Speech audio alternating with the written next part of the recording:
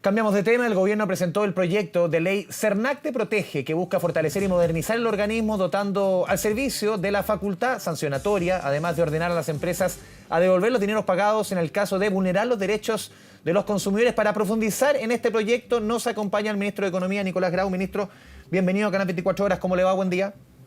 Hola Andrés, muy buenos días. Muchas gracias por la posibilidad de conversar sobre este importante proyecto de ley. Sí, entendamos, ministro, a ver, ¿cómo se estructura las nuevas facultades que tendría el CERNAC? Porque recordemos que esto es de larga data de discusión, lo hemos conversado otras veces. Ya hubo un proyecto que fue en su minuto aprobado por la Cámara, se llevó al TC, en su minuto dijo se le sacó las uñas y los dientes al CERNAC. Aquí se busca volver a fortalecerlo. Cuéntenos un poco las facultades que tendría el CERNAC ahora. Sí, yo creo que Andrés, para eso es clave entender cómo es el flujo de un reclamo, qué es lo que ocurre hoy día y qué es lo que cambiaría esta ley.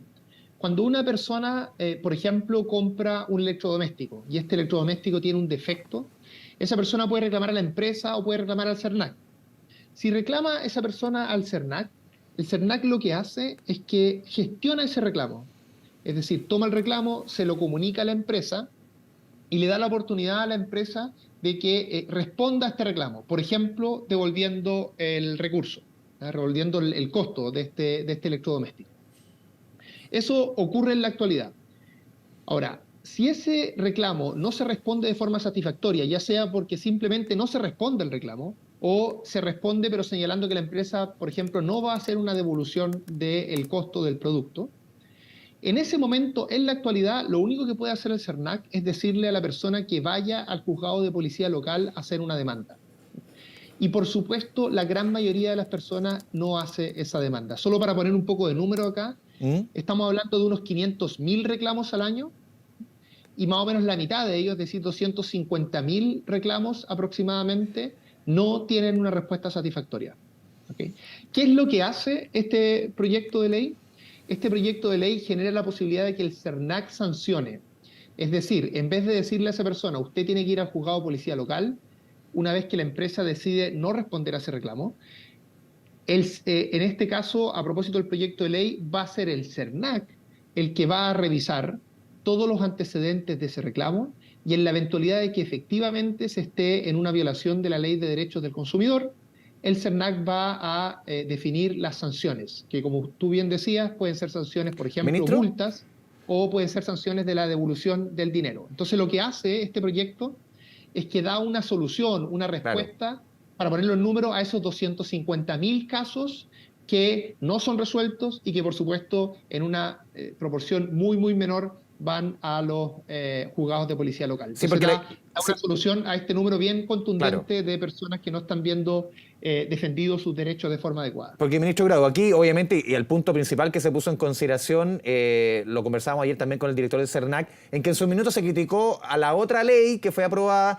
que el CERNAC era juez y parte. Aquí el CERNAC es juez y parte porque ahí, por eso se llevó al final, en la anterior ley, se le llevó al TC. Sí, nosotros hemos revisado con mucha atención cada uno de las consideraciones que tuvo el Tribunal Constitucional en su minuto, y más allá de las opiniones jurídicas, hubo bastante debate en ese momento, nosotros hemos tomado en consideración cada uno de esos puntos, y en particular lo que tú señalas, Andrés, de esta idea de juez y parte, a nuestro juicio es muy claro que no se configura una preocupación de ese tipo en nuestro proyecto de ley por diversas razones.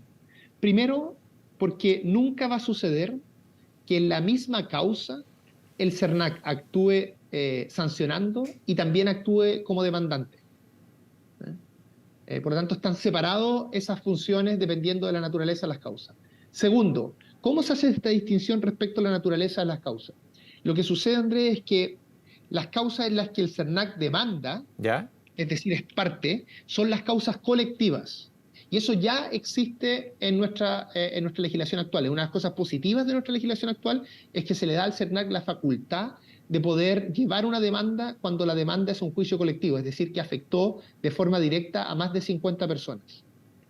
¿En qué casos el CERNAC tendría esta facultad sancionatoria en la medida que se logra avanzar con este proyecto de ley? En el caso de las causas individuales, en las cuales el CERNAC no puede hacer, no hace una demanda, sino que haría esta y ahí, ministro, perdón, es donde se crea esta subdirección. Entonces, que es paralela, que es independiente, autónoma del director de turno, por ejemplo. Bueno, esa es la tercera razón por la que se salvaguarda muy bien esta preocupación de juez y parte.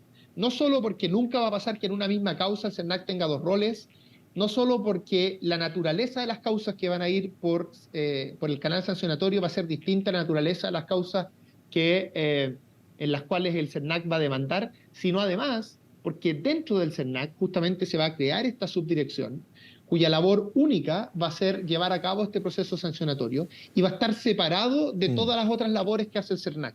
¿Ah? Es lo que se llama normalmente en este tipo de legislación una muralla china, una separación tajante entre estas dos funciones. Entonces, por esas tres razones que son muy contundentes, la verdad que esta preocupación que normalmente se resume en esta idea de juez y parte no va a tener asidero en el caso del proyecto de ley que nosotros ingresaremos prontamente. Ministro, ¿cómo se salvaguarda ese concepto que usa usted de muralla china? ¿Cómo se pone esa frontera para que no se atraviese? Lo decía ayer también el director del CERNAC. Aquí yo como director del CERNAC no voy a tener idea, no voy a participar de ello. ¿Cómo se salvaguarda eso en la práctica? Bueno, no solo por lo que señalaba muy bien el director, sino porque además las personas que van a estar trabajando allí no van a tener ningún otro rol en el resto del CERNAC. Y eso probablemente va a ir generando también una... y no dependen del director de turno, su nombramiento. No, bueno, funciona de manera separada y además, y es importante esto porque obviamente el CERNAC en su día a día, sus funcionarios y funcionarias tienen un rol que está muy marcado por la defensa de los derechos de los consumidores, cuestión que está muy bien, ¿no? Pero en el caso de la parte sancionatoria, la definición de quienes trabajen allí tiene que ser una definición imparcial, y es por eso que es importante que esté separado de las otras funciones del CERNAC y sea, por tanto, no solo un procedimiento aparte, sino que además el grupo de personas que trabajen allí esté totalmente separado del resto de la organización. Sí, ministro, han surgido algunas críticas respecto, claro, desde los gremios han dicho queremos conocer los elementos centrales del proyecto, pero algunos titulares, por ejemplo, que aquí se crean facultades discrecionales, que socava al poder judicial. ¿Cómo recibe usted y cómo responde a esas críticas? Bueno, lo primero, Andrés, es que yo valoraría el hecho de que en la firma del proyecto de ley que hicimos ayer, había bastante presencia del mundo empresarial. Sí. No solo del presidente de la CPC, Ricardo Meues, que fue reconocido en el discurso del presidente, su presencia, sino también habían pymes de regiones, de Santiago, representante a nivel nacional, así que creo que eso es una muy buena noticia. Y efectivamente ellos tienen toda la razón de que para poder hacerse un juicio más claro y dar una opinión más definitiva respecto al proyecto, por lo menos en su versión inicial, por supuesto que ellos tienen que leerlo. Así que creo que eso está bien, ¿no? Yo no tengo ningún problema en aquello, todo lo contrario, creo que es una actitud muy positiva el haber ido a la presentación y estar disponible para revisar esto con atención. La segunda parte de la pregunta, si me la puedes recordar. Sí, son las críticas respecto a facultades discrecionales de parte de tribunales, del CERNAC, y también que aquí se socavaría al poder judicial. Yo diría dos cosas respecto a esto. Primero, es que la facultad sancionatoria del CERNAC en ningún caso sería una excepción, en dos sentidos. No sería una excepción a nivel internacional. Esta es la regla en la OCDE. La mayoría de los países OCDE tienen efectivamente instituciones de esta naturaleza que tienen un rol sancionatorio. Tampoco es una excepcionalidad en Latinoamérica. Incluso se puede apelar a la sanción del CERNAC. Eso voy a contarlo después. La mayoría de los países sudamericanos tienen esta facultad, ¿no? Y además existen otras instituciones en Chile, ¿no? Que tienen facultades sancionatorias, ¿no? Algunas superintendencias, por ejemplo. Por lo tanto, no es una excepción tampoco en nuestra legislación. Ahora, tú muy bien dices que además lo que sucede acá es que la definición del CERNAC, esta sanción que define el CERNAC, es apelable en dos sentidos. Es apelable administrativamente, es decir, se puede apelar al CERNAC, y va a haber un procedimiento para esa apelación administrativa, y además es apelable en tribunales, en el juzgado de policía local, y en la medida que sea un monto muy grande en disputa, también puede seguir en instancias posteriores. Y esa apelación no solo es de forma, sino también sustantiva, es decir, existen amplias garantías para que se pueda apelar la decisión del CERNAC en la medida que tanto la persona o la empresa afectada por la decisión estime que esa decisión fue inadecuada de acuerdo a lo que dice nuestra legislación. Así que yo diría que está muy bien cuidado el interés de las distintas partes. Esto es un rol complementario a la importante labor que tienen nuestros tribunales de justicia, pero lo que sí hace, Andrés, es que genera que este flujo, este procedimiento que toma este reclamo y va resolviendo respecto a quién tiene razón en cuanto a ese reclamo, ese proceso, lo importante es que ahora se realiza, si este proyecto se aprueba, de una forma mucho más simétrica. Porque lo que sucede es que cuando tú le dices a los consumidores afectados que si no se les responde de forma adecuada a su reclamo, tienen que ir a un juzgado de policía local, por supuesto que la mayoría de las personas no tiene recursos para pagar un abogado, o incluso puede ser que el procedimiento sea mucho más caro que el costo del bien que está en disputa. Entonces, en el fondo, en nuestra legislación actual, para efectos de que se cumplan los derechos del consumidor, se le exige al consumidor un acto, una decisión, una acción que es excesiva, que es demasiado para las posibilidades que el consumidor tiene. Entonces, acá lo que ocurre es que se genera un procedimiento moderno, expedito, eficiente y que cuida las distintas partes y que de esa manera mejora y disminuye esta relación tan desigual que puede existir entre los consumidores y las empresas. Sí, ministro, el proyecto además hace muchas otras cosas, Andrés. Hay una serie de cuestiones que cambia de la ley del consumidor. Déjame comentar solo una para ilustrar las cosas que hace, o un par. Una, por ejemplo, es que asegura que la forma en la que una persona se puede salir de un contrato, por ejemplo, de un contrato de un servicio de Internet, sea exactamente la forma en la que esa persona se subió a ese contrato. Es decir, si uno lo hizo por teléfono, que uno se pueda salir por teléfono. Si uno lo hizo por Internet, que uno se pueda salir por Internet. Y no ocurra esto que sucede en la actualidad, que pasa muchas veces en que una persona se puede subir a un contrato, puede firmar un contrato o aceptar un contrato a través de Internet y después se le dice que tiene que ir a un local para efectos de poder salirse de ese contrato. Y lo otro, que es bien importante, son las cláusulas de aceleración. En la actualidad, cuando uno tiene un crédito, esto estoy poniendo un par de ejemplos de más de 10 medidas que se están incluyendo de esta naturaleza, pero cuando uno tiene, por ejemplo, una deuda de un auto, o sea, de 8 millones de pesos, en la actualidad puede existir una cláusula de aceleración en ese contrato que señala que si tú no pagas una cuota, inmediatamente se te puede hacer exigible el pago de todas las cuotas de forma inmediata.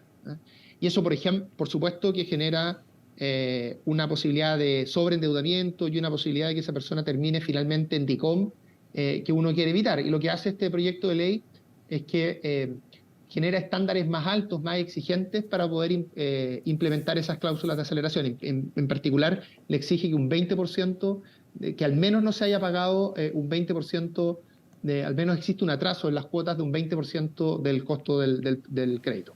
Por último, ministro, relacionado siempre con temas de abuso a los consumidores, cómo la autoridad ejerce su rol frente al tema. Ayer, justamente en el lanzamiento de este proyecto de ley, CERNAC Te Protege, dijo el presidente Boric: seguramente a muchos de ustedes les afectó la colusión de los medicamentos en el papel higiénico. Las papas ahora, dijo el presidente. Lo ha dicho el ministro de Agricultura. ¿Usted comparte los dichos del presidente? Porque esto provocó harta molestia en el rubro del agro, hablar de colusión en un mercado que tiene miles y miles de productores. Lo que sucedió, y usted se lo puede consultar esto a quienes estaban allí, es que fueron las personas... Claro, dijeron las papas, le dijeron al presidente. Las que empezaron a gritar las papas. ¿Sí? Y lo que dijo el presidente, que por supuesto yo lo comparto, es que apoyaba las gestiones que había hecho el ministro de Agricultura, y lo que hizo el ministro de Agricultura es lo que corresponde a nuestra institucionalidad. Ha habido efectivamente un aumento muy sustantivo del precio de las papas. Esto se registra a través de ODEPA, que es una institución que depende del Ministerio de Agricultura, y lo que hizo ODEPA fue entregar todos los antecedentes, incluyendo este cambio de precio, a la Fiscalía Nacional Económica. Y es la Fiscalía Nacional Económica la que debe decidir y juntar los antecedentes para ver si efectivamente hay evidencia de colusión. Entonces, por supuesto, desde el gobierno, desde el Ministerio de Agricultura en particular, el presidente, todos quienes somos parte del gobierno, estamos muy preocupados de que no empeore la calidad de vida de las personas, y eso parte por, entre otras cosas, preocuparse por estos aumentos muy sustantivos de precios, y lo que corresponde en nuestra institucionalidad es que la Fiscalía Nacional Económica haga la investigación que corresponde. Y eso fue justamente lo que apoyó ayer el presidente a partir de esta solicitud muy masiva que le hicieron las personas en el acto de firma de la promulgación, no de la promulgación, pero ojalá, de del proyecto de ley. Claro, porque se genera lo que yo le decía, la molestia del mundo del agro, dice la palabra está muy mal usada, no le hace bien al ambiente, casi hablan de una impulsividad de parte del ministro Valenzuela, hablando lo que yo le decía antes, es un mercado que tiene miles y miles de productores, o sea, una coordinación es compleja. Bueno, el ministro ha hablado de otro tipo de coordinación en otros espacios de la cadena de producción y de distribución, pero más importante que aquello, Sí. Andrés, yo insisto, aquí lo que ha hecho el Ministerio de Agricultura es lo que corresponde a nuestra institucionalidad, es decir, juntar antecedentes y presentarlo a las instituciones que deben revisar la pertinencia de esos antecedentes. Ministro Nicolás Grau, le agradecemos este espacio con Canal 24 Horas, que tenga una buena jornada. Muchas gracias, Andrés, y ojalá que, como decía el presidente ayer, logremos avanzar lo más rápido posible en esta ley que, insisto, de ser aprobada, va a mejorar la experiencia concreta de más de 250.000 personas al año. Así que es una ley bien, bien importante que nuestro país requiere. Gracias, ministro. Buen día. Hasta luego.